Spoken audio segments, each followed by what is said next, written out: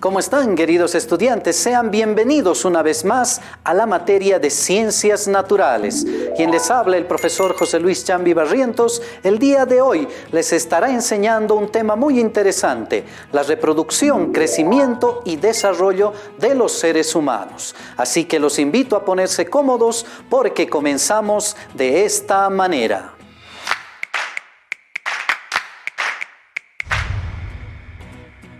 Muy bien. Estimados estudiantes, vamos a comenzar a hablar de este tema también relacionado con la salud integral de los adolescentes.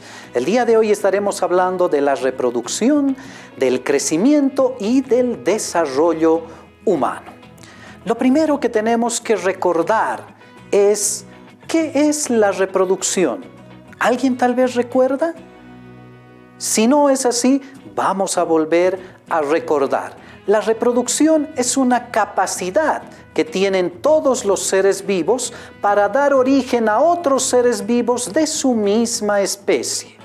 Es así que la reproducción se vuelve en un instrumento que tiene la biología para perpetuar la existencia de las especies a través del tiempo. Ahí en sus imágenes están viendo, por ejemplo, cómo a veces los perritos se reproducen y tienen sus cachorros. O nosotros, los seres humanos, nos reproducimos y formamos una familia, formamos una descendencia a través de los hijos. Y cuando hablamos de la reproducción humana en concreto, tenemos que hablar que nosotros, los seres humanos, tenemos órganos reproductores, aparatos especializados para cumplir con los procesos de reproducción. Y a partir de estos aparatos, nosotros vamos a formar los gametos sexuales o las células sexuales. En los varones vamos a formar a una célula muy particular conocida como los espermatozoides, que son los gametos sexuales masculinos. Luego tenemos a las células sexuales femeninas, que son los óvulos. Ambas células se van a caracterizar porque a nivel genético contienen solamente la mitad de la carga genética. Y obviamente en algún momento muy especial de la reproducción, estas células se juntarán completando dicha carga genética. Para hablar de eso, hablaremos de esto que se conoce como las fases de la reproducción humana. Y cuando hablamos de estas fases o etapas, tenemos que hablar de 5 muy importantes. En primer lugar, tenemos al coito, luego está la fecundación, luego tenemos el fenómeno de la implantación, luego está la gestación y por último tenemos el parto. Todas estas fases van a promover todo lo que se conoce como la reproducción humana. Así que empezaremos a ver la primera fase. Cuando hablamos del coito, estamos hablando concretamente de la relación sexual que existe entre una pareja. Esta relación sexual tiene que ver con la unión de los órganos reproductores. ¿Para qué? Para liberar los espermatozoides que posteriormente irán en busca del óvulo para fecundarlo.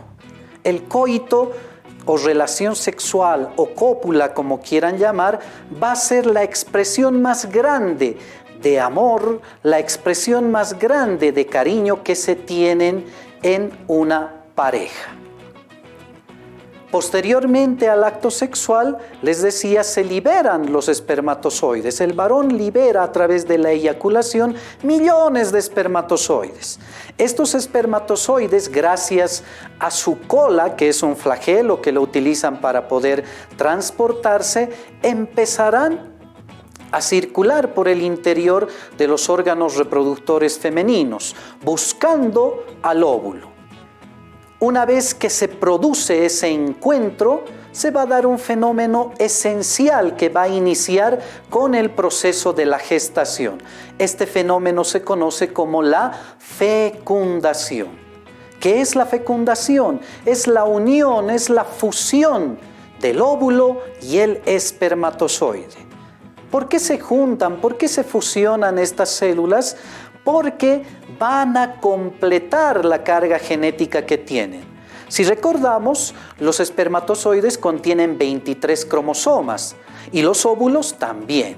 Y obviamente al producirse esa unión, ese encuentro, este material genético se completa.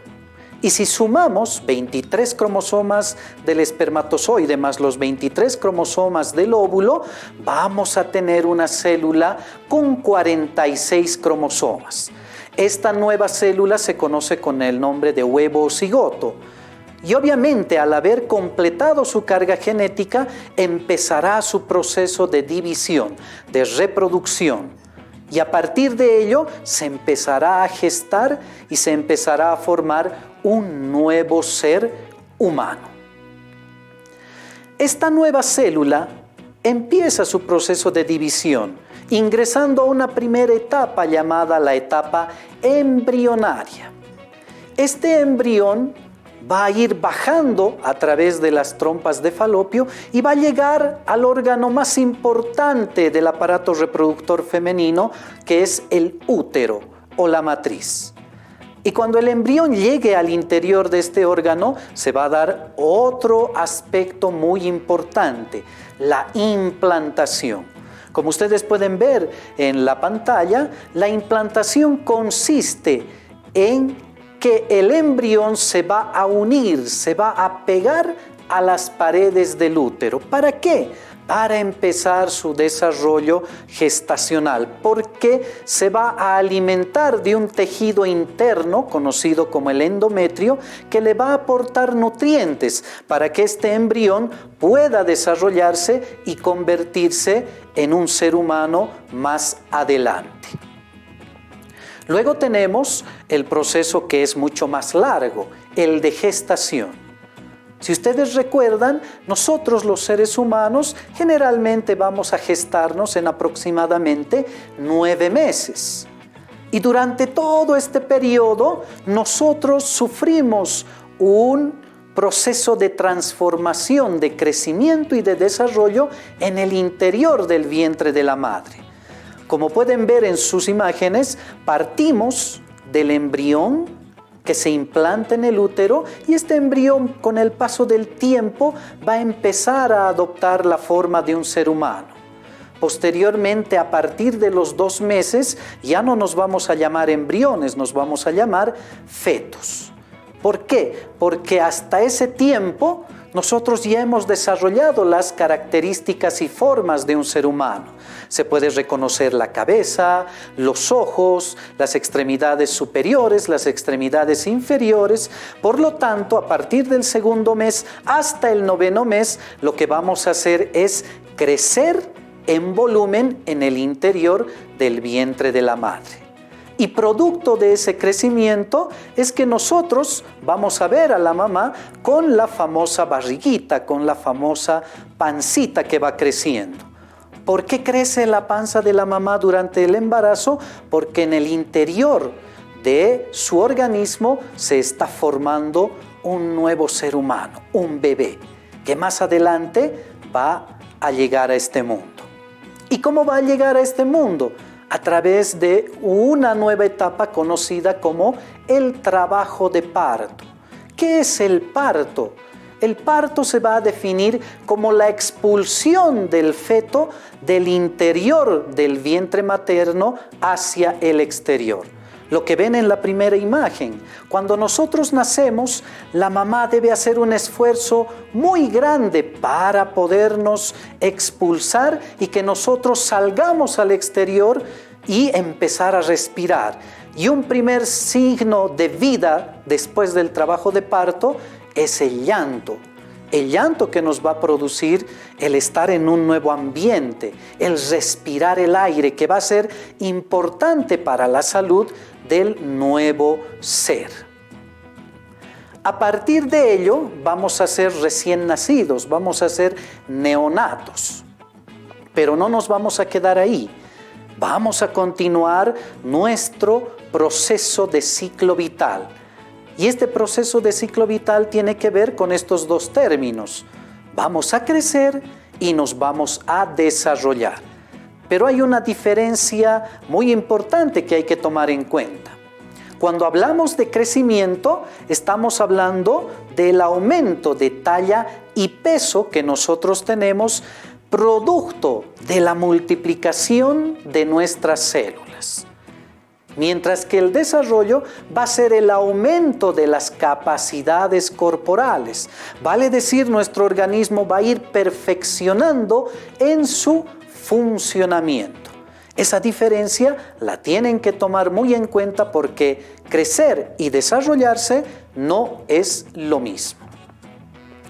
Cuando hablamos de crecimiento, estamos hablando de esto que ustedes están experimentando y que muchas personas a lo largo de su vida también.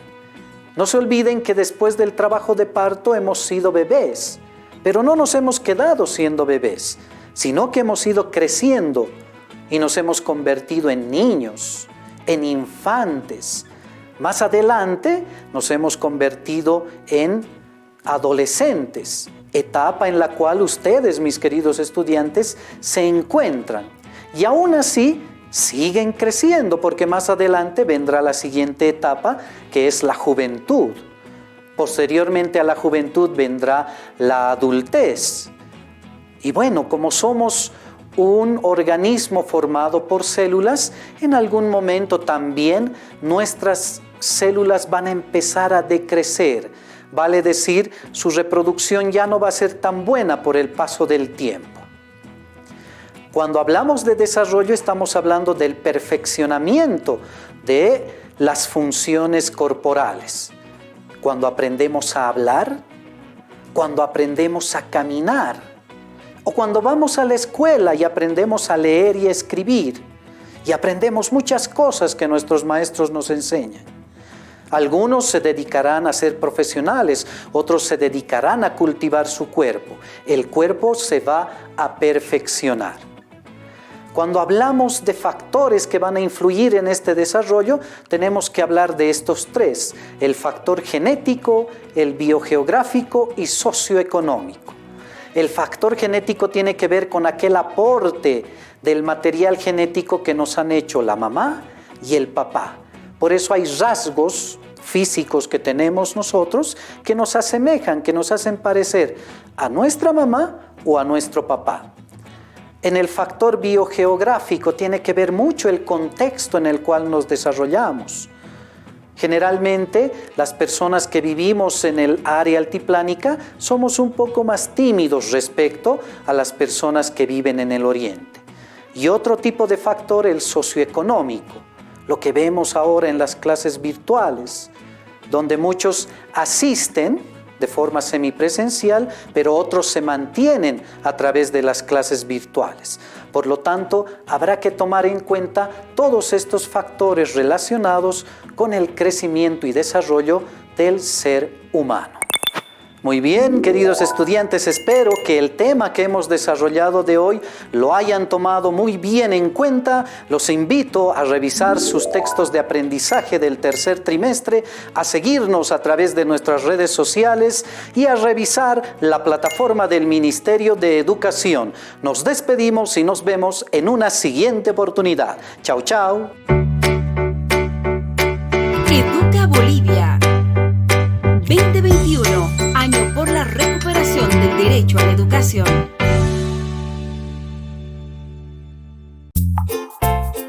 Cierra el grifo para cuidar el agua.